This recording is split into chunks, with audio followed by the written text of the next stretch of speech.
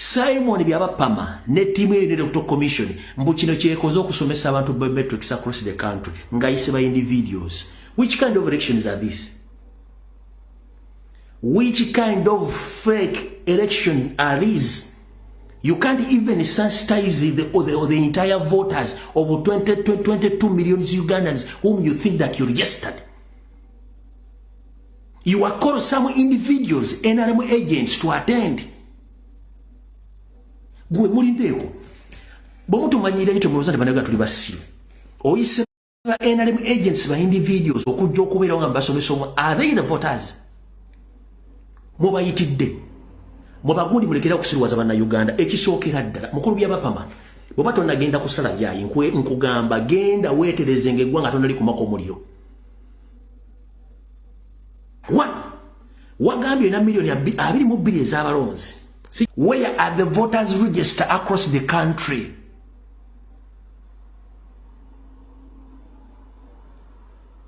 Eno project ya biometric scanning babulidde abasajja abagitegeseewo tebagireta papa senti ya kulonda. No, kino ekyokulonda bakitadde mu butesi naye nga babiddemu sente, babbye sente. Mujjukira bulungi nnyo sitting ballot project ye buli muntu okusanga teweesibira okuba mu taxi mu motoka yonna. Kati abafera bali mu State House waliwo yagenda e China n'asuubula emisipi egy'emmotoka egyesirizibwa ng'otudde mu motoka.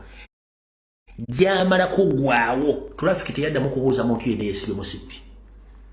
Ekyo mukitegere project yemu. Abafere mu State House waliwo yakwata ddiru ey'okuleeta elementi za pichipichi across the country ng'okusanga nga tulina element nga ne govuga talina element musango. Wattu element bwe zaamala okuggwawo ne gye baali bazimanufacturinga project ya element bakyanji babuuzaako e Kampala neno project bwetyo bweri.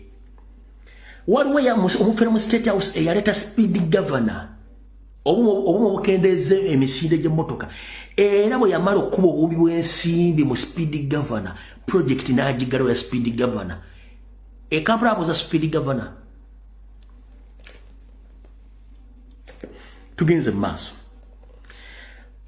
Omufere omu yaleeta kamera z'oku street ezibadde zibba ebifaananyi nga zijjako abantu ensimbi ezo express penalties. Omufere omu n'agenda n'akola project eyo naye n'agira n'ebeera waawo. Omufere omulala yagenda n'aleeta project ey'emmotoka zonna eziva e Bulaaya nga emmotoka yonna erina okusooka okubanga ekeberebwa nga tennalinnya ku luguudo. Ezo site waliwo n'ekyuma ekyasigalawo kyali kisigala ttayo ku luguudo lw'e Masaka. Bagenda bise kyonna olwamala okufuna sente ne bazibba ne basirika. Kati n'eno project bamaze ogyebbiramu obuwumbi 268 ne balyoka bagiwa musajja mukulu Byabakama mbwaji kyovula Byabakama tasobola kugaa nti agenda ku display nga nkalala. Byabakama tagenda kugaa nti agenda ku display nga nkalala. No, kubanga bakwata data wanira yenna ne bamuinstallinga mu system yaki ya biometric. Talina nkalala, talina nomo nkalala nti azirina tazirina.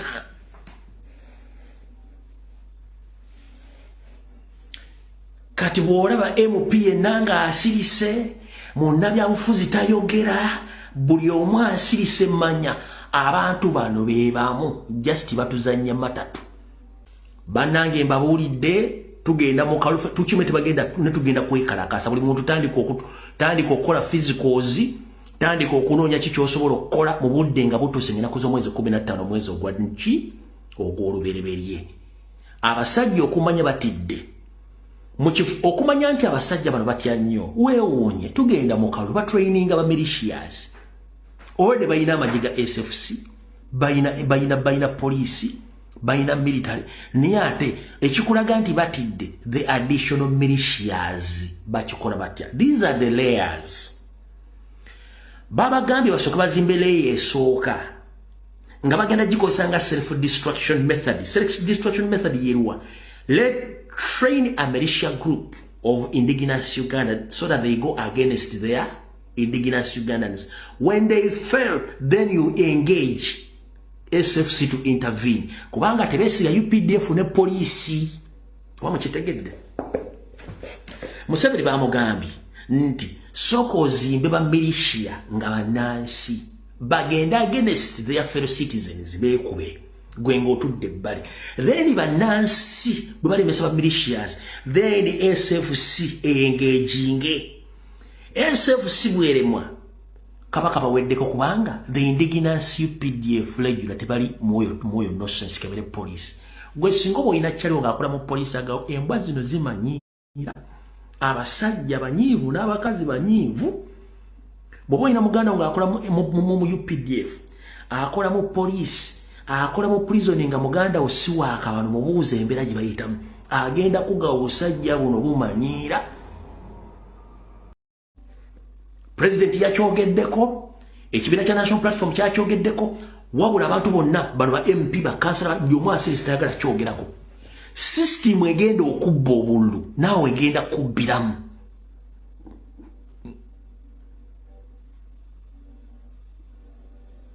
System egenda okubba yegenda okubba n'abalala. Eno project, it's not all about elections, no, it's all about stealing the taxpayers' money. 286 billions Ugandan shillings bazibye. Ani agenda okupurchasinga? Ono ye purchaser. Gwe basindika okukola omulimu ogwo.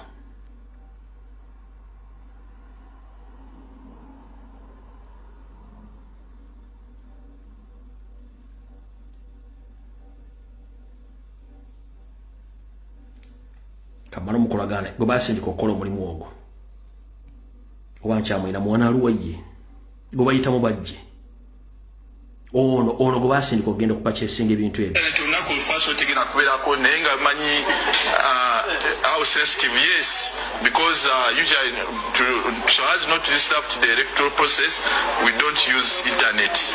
Yes, mu Uganda gundi omukutu wetukosa like loading data ku masimu ne YouTube ne tugenda ku WhatsApp ki eyo nati bigira kukirizibwa kunako lokulonda lwansonga tetwagala watu wena kutataganya bya kulonda.